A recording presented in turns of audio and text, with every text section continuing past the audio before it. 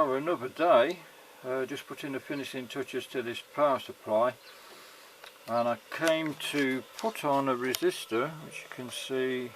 I'll find something to poke down there. It's a 120k resistor, so to elevate the heaters, which I'll get onto in a minute. Anyway, so I soldered that on, and then I thought, hold on, I best go and check the voltage on these big bloody capacitors here on the reservoir, you know, the reservoir caps, whatever you call them. We had 63 volts on that one there. Well, that shouldn't be, because we've got these 200k leader resistors, but if you just see there, I pulled that out of circuit, and we've got an open circuit resistor. These old resistors, God knows how old they are. I mean, originally they would have been, well, they still are high spec. There we go. 1% high stability. I would think the cracked carbon or something like that. Painton, who were a reputable maker of resistors, but I have had problems with them in the past. If you look, we've basically got, I would think, a carbon sort of rod there, and then you've got these end caps. And if you're not careful, those end caps are liable to come undone.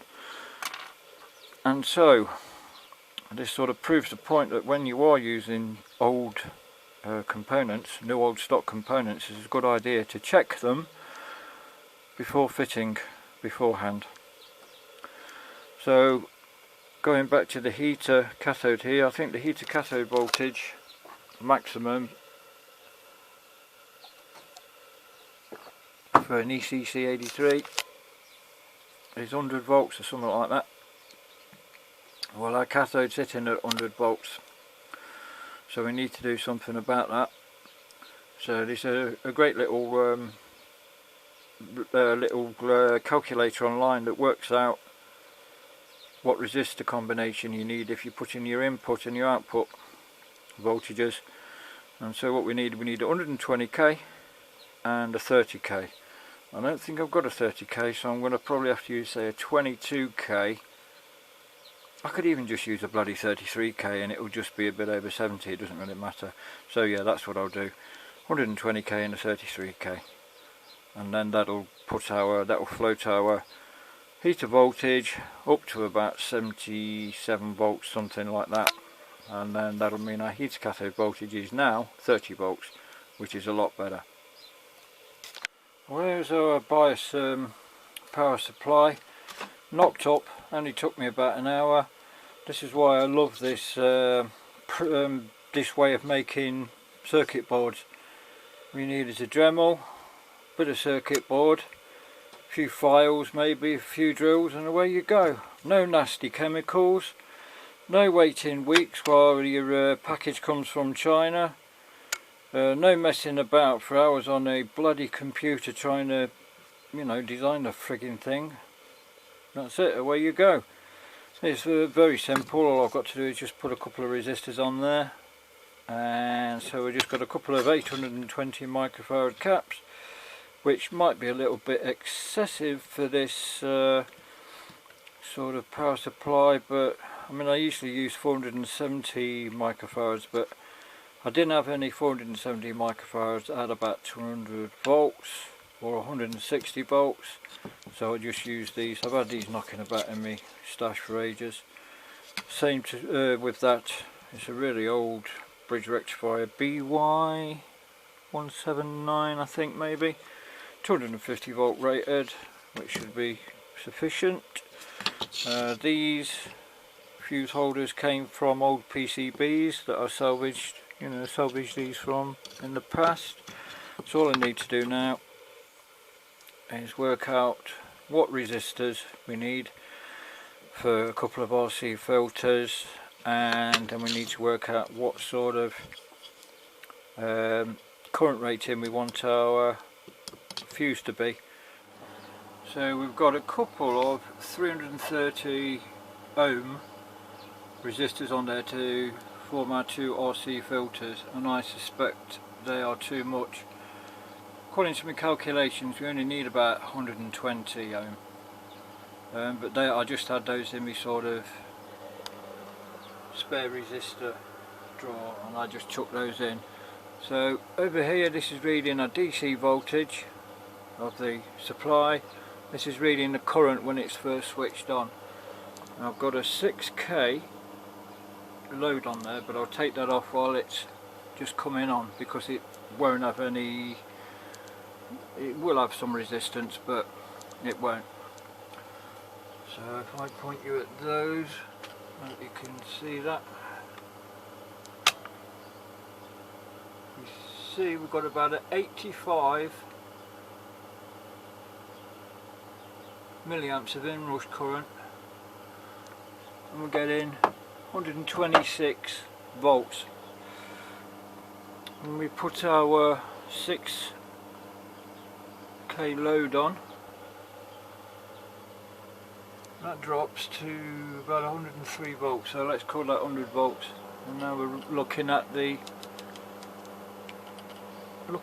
with the scope now. As you can see, we've got no ripple. We've got the odd sort of glitch though, haven't we? Which is interesting.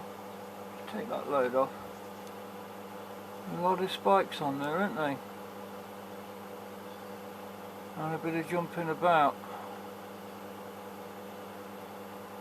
Can't see that on the meter. It's not showing anything on the meter, any jumps, but I don't think it can react to it that quick.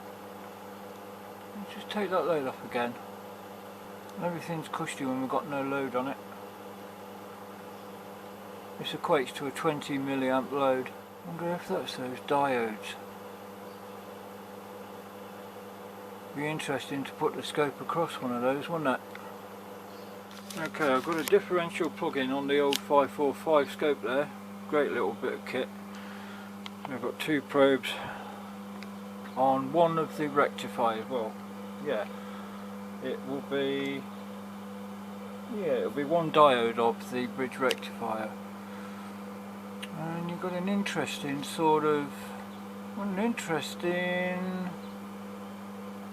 trace there. Obviously got these big chunks. I've never really looked at diodes like this before. Interesting, isn't it? So I would say that is not a good response. I would say that's not a good response. I'm going to dig into this first. Okay, and that's what we've got. The gain turned up.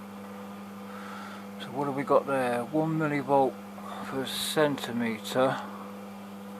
Multiplier times 10 millivolts. See this, looks like some sort of oscillation, doesn't it?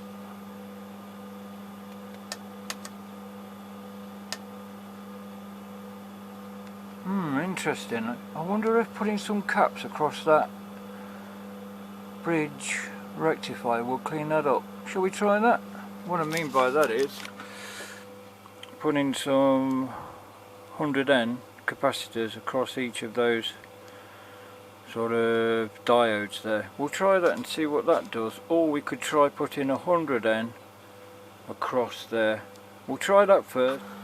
Okay, as you can see, that, right, I'll show you what I've done first. That's just a 630 volt 100N capacitor plopped across the positive and the negative coming out of the bridge rectifier. Sorry, my head's going again. So as you can see, that's suppressed that sort of what looks like spurious oscillation on the peaks there. It's not as bad, but it is still there. I mean, whether this actually means anything, whether you would hear this, I do not know. I mean, like, what are we there, 10 millivolts. Trying to turn the intensity up. I mean look, what's that, a millivolt or so? That's peak. So in RMS, less than, 1 millivolt RMS easily. So would you hear that? Are we worrying about nothing? Probably. Is it interesting? I find it so, don't you? This is a very old bridge rectifier, BY, maybe what, 70s? Would putting another bridge rectifier on there make any difference? And as I said, does any of this matter? I don't know. I think to save sodding about, I'm not going to worry about it too much unless I get an issue with the actual amplifiers. If we get an audible issue, then we can look into it. We can probably change the bridge rectifier. In the meantime though, I'm just gonna fit it and not worry about it. Still trying to get my head around this protection circuit, so I'm trying to figure out what relay to use. And I've got this solid state relay here, 240 volts, sorry, and rated at 12 amp. Well, I've just got the what do you call it, the meter set on resistance across the two contacts there. As you can see, we've got 1.1 volts. Let me turn that off. 1.1, sorry, what the fuck am I on about? 1.1k resistance. Well, that's no bloody good. I wonder why is that? I presume this is a solid state relay using a triac or something like that. Well, yeah, that's no good, so we can't use that. We have a look at the sort of normal circuit that I use. This is one of our output valves. All of the output valves have the same sort of setup here. So here's our, let's just say we've got a 10 ohm sense resistor that we can measure our output current, our cathode current. Coming off that, you've got a 2K2. It doesn't have to be a 2K2, these are just the values that I've written down for now. That goes into a capacitor. So if this current starts increasing for any reason, say the valve goes gassy or the bias goes or something of that nature, any fault, the voltage across this 10 ohm resistor will increase. That will fill up this capacitor. Got a diode there. That will then, through this here, trigger this triac. This triac is connected to one side of a relay. The K always throws me. Don't know why they're called Ks. So yeah, that will basically switch this relay on here, which will lift this switch there, cutting the neutral supply to our main big transformer. The problem I've got is I've painted myself into a bloody corner, so if we do that we need to do it there, which means I've only got that sort of space there to do it. And the other thing is, then this is, if this is running at full whack, that's 4 amps. These relays here are too small, I think. That one can do it, but if we've got a resistance of 1.1k, that's no good, is it? These aren't big enough. I've got loads of other relays, big jobbies, but then it's a matter of where the hell do I put them, because we've only got this little bit here. So I'm wondering whether to put the relay, instead of putting it across the 240 volt main input supply, whether to put it and sort of cut the ground wire, if you're with me. I'm not sure whether that would be a good idea or not. Let's just measure. I can't use this solid state relay anyway because it's either on or off. It's just got one switch. We need a double pole switch. Is that? Yeah, double pole single throw like this. That's better, isn't it? Look, 1 ohm, less than 1 ohm. So would that be okay in our ground?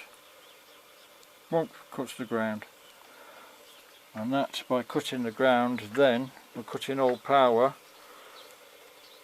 and all the power to the output valve.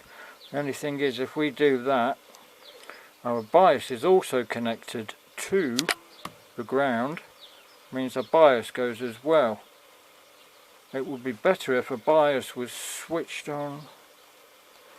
Yeah, I don't know. I'm going to have to some more thinking about this, and maybe a few tests to find out. While I'm at it, the other thing I've got to try and solve is what sort of power supply are we going to use.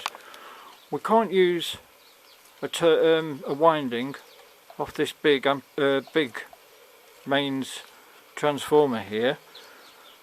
It has to be separate because it's got to be able to power the triac to disengage whatever. So basically, if you use this to supply the triac, then as soon as it cuts this, then it cuts the power to the triac, if you're with me. So sort of simple small solution would be to use one of these little switch mode power supplies. Now, they look very cheap and horrible. Oh, look at the horrible capacitors on them. I'm more leaning towards using a linear power supply. I've got these little transformers here. This one 10 volts, this one about 12 volts, and I've got several others. So yeah, linear or switch mode. I'm leaning towards linear, even though it's a bit bigger and there's a bit more work involved. I'm leaning towards linear. Less to go wrong, isn't there? And we want it to be bang on. If there's a fault, we don't want our switch mode power supply to fail us. So yeah, I think we're going to go for a linear supply. Well, that's the transformer and power supply for the 2 protection relays. I'm going to use, I was going to use one for, and then each sort of monoblock could trigger it, but I'm going to use 2, and I'm going to use a different way of doing it, and I hope it will be okay. So what we've got essentially here, we've got 2 power supplies, well at least. So we've got a HT, there's a ground, let's just say that's 500 volts, whatever, nah. And so there's our ground, and then we've got, where are we? We've got this wire here presently, although I think I'm going to have to beef that up a bit for our ground. And then we've got another power supply, DC power supply here, which is our, it's about minus 100 volts. Let's say that's minus 100 for a bias. So this is all in the power supply here. That will go out, that will go out. Ground here, so we're going to have 2 grounds. So obviously that'll be our main ground in our amplifier, in each amplifier. But I'm going to put the relay here. And then this ground for the bias supply is going to be separate.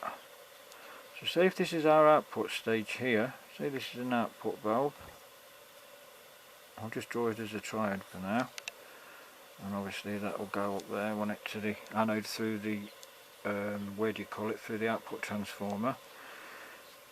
So I'm going to connect that to the bias supply internally in the amp there, just to the, to the output stage. and then our bias, this will be a minus. Obviously this will go through like a resistor, you know, a pot, so that we can adjust it, and that will go to our grid here. So what I'm going to do, when too much current, so we've got a sense resistor there, when too much current, if the valve fails and too much current flows through this sense resistor, this will trigger triac, which will then trigger the relay, which will then pop the ground supply from just the output stage, meaning that our bias will still be supplied. This will still be getting bias, say what, minus 27, minus 30 volts. So if a fault does occur and current starts running away, we've still got that bias supply there connected, but basically to all intents and purposes a HD supply is cut. So the final task now is just to bung some feet on, and I'm not going to bother with a big bottom plate. It's a lot of metal there, and we want loads of air to get in there anyway, in case this gets hot. It shouldn't do, but you know, bit of airflow is good. So I'm just going to do a simple, use some of this 2mm plate, 2mm LE plate, cut it off at 45 degrees. I've done this on a few amps, but used wood on a few, something like that. And I've got quite a few of these feet. A mate of mine got, I think he was getting 50 for a tenner or something like that. I mean, some of them are a bit mucky, but that'll come off. And I've saved a few over the years off various bits of kit. So yeah, next job, bung the feet on, and then I think that should be about it, and then we can start building the action amplifiers, which I've been giving some thought to, but I'll deal with that obviously in the opposite video.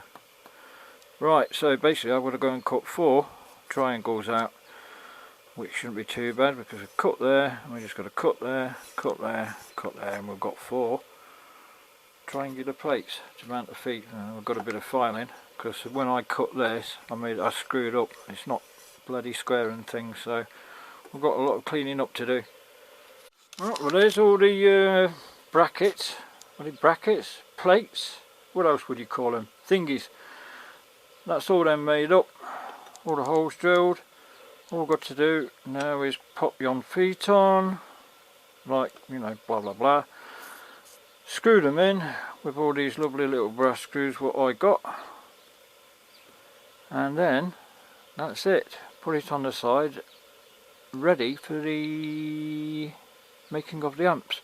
And then really one last thing we've got to do is obviously make some leads up appropriate as regards that. I obviously, you know, this cable doesn't look lovely, does it? So we need to do something with that. Well, I looked at sort of stuff that I got blah blah blah, what have I got? I've got this sort of thick, where do you call it, heat shrink stuff, quite a bit of that, but that's not big enough. For the other one, I've got this multi-core armoured cable, but basically it's going to have to, the HT and all that, B plus has got to split in 2, or, well yeah, it's got to split in 2, there's going to be 2 monoblocks. The other thing is we might have to put in some, if I can find them, no I can't, we might have to put in separate plug sockets for the HT. I mean, I know these are up to it, but we'll have to see. That might be a possibility. So yeah, anyway, I'm going to go and get something to eat, come back and then bung all them in, and then we'll have a look at that. Right, well that's all the feet on the beastie. Wires tidied up, so now I've got to just flip it round and tidy it up. On your also! There we go. Sorry, I've been watching a lot of Harry Potter recently. I'm up to the Prisoner of Azkaban, I think it is now. What we could really do with this present situation in the bloody Ukraine is Harry Potter, isn't it really? But Unfortunately, Lord Voldemort in the Kremlin there has got all the everything's going his way at the moment. Anywho, let's bung it on, see if it works. I haven't got any loads connected to it. I don't know if that will matter. Helps if you put the bloody thing on, doesn't it?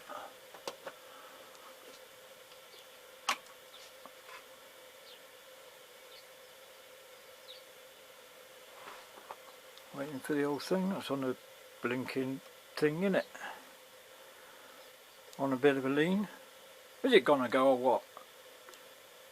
God, this drives me nuts. Hey! Right, so everything seems to be working. All glowy glowy. Apparently Frank in the comments there was saying that these voltage reference valves, you can get different voltages depending on what light goes on them, which is something I haven't, which I didn't know. Somebody gave me 9 of these things. These are VR15030s. I don't know if I mentioned it in previous videos. They're all at 108, so like VR100s. So either they're mislabeled or whatever. So I didn't include this in the video so far of me testing these. I think I might go back, put that footage on and see if varying the light to them varies the reference voltage. That'd be interesting, wouldn't it? Right, let's turn it off. Battery's going. Memory's probably about to run out. So that's all for now, folks. Thank you very much for watching. Ta-ra for now.